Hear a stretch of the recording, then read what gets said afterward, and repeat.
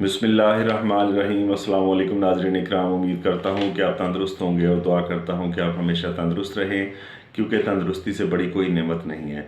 नाज़रीन इकराम, आपको आपकी अपनी सेहत के आपके अपने इस चैनल पे मैं आपको खुशामदीद कहता हूँ। नाज़रीन, जैसा कि हर मौसम अपने साथ मखसूस फल और सब्ज़ियाँ लेके आता है, इसी तरह से सर्दियाँ हमारे लिए कीनू जैसी सौगात लेके आती हैं।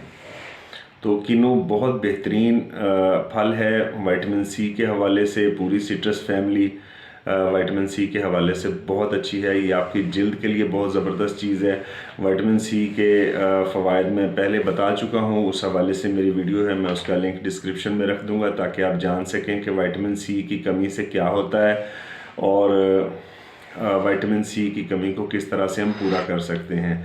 तो उसमें समझ लें कि जब आप विटामिन सी के फ़वाइद जानेंगे तो आप ये समझ लें कि आप कीनू के फ़वाइद जान रहे हैं। तो आपको पता चल जाएगा कि अल्लाह ताला ने इस फ्रूट के अंदर कितनी खूबियाँ रखी हैं। अच्छा, हमारा आज का मौजू कीनू का शरबत तैयार करना है। मैं सादा ज़बान में सादा अल्फाज में आपको समझा दूंगा, फिर भी अगर किसी किस्म की कोई कन्फ्यूजन हो ना समझ आए तो आप पूछ सकते हैं। करना आपने यह है नाज़रीन इकराम कि आपने कीनू का रस निकालना है। जितना कीनू का रस है आप इसमें डबल चीनी शामिल करेंगे। अच्छा, इसमें जैसे कीनू है तो कीनू बेहतरीन चीज़ है प्यास को ख़त्म करने के लिए। तो जैसे आगे रमज़ान शरीफ आ रहा है तो आप रमज़ान शरीफ के लिए अगर अभी से अपना कुदरती अपने हाथ का बनाया हुआ अगर आप ये कीनू का शरबत बना के रख लेते हैं तो आपको सहरी और अफ्तारी में दूसरी किसी भी किस्म के जो मशरूबात हैं उनकी आपको हाजत भी नहीं रहेगी और आपको इंशाल्लाह प्यास भी नहीं सताएगी और इससे आपकी एनर्जी भी बहाल रहेगी। तो करना आपने ये है कि आपने लीमू का रस निकाल ले, अपना कीनू का आपने रस निकाल लेना है। जितना रस है आप इसमें डबल चीनी शामिल करेंगे। इसको आप पहले जूस को आप पकने के लिए रखें, उसके बाद आप इसमें चीनी शामिल करें, मुस्तकिल इसको हिलाते जाएं, आग दरमियानी रखें।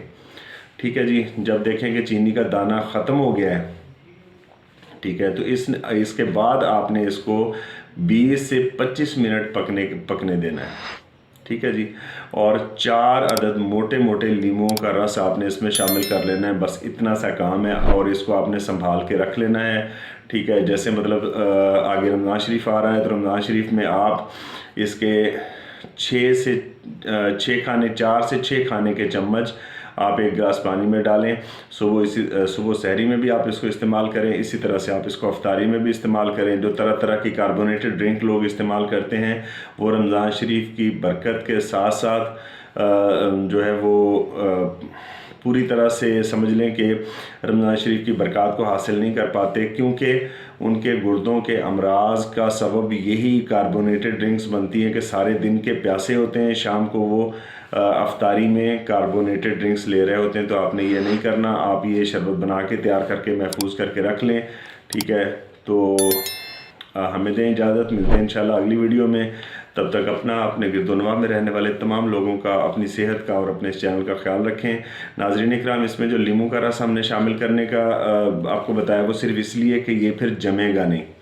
ठीक है, और अगर आप इस तरह से बना के इसको रख लेते हैं तो ये अगले 4 माह से 6 माह तक ख़राब बिल्कुल नहीं होगा।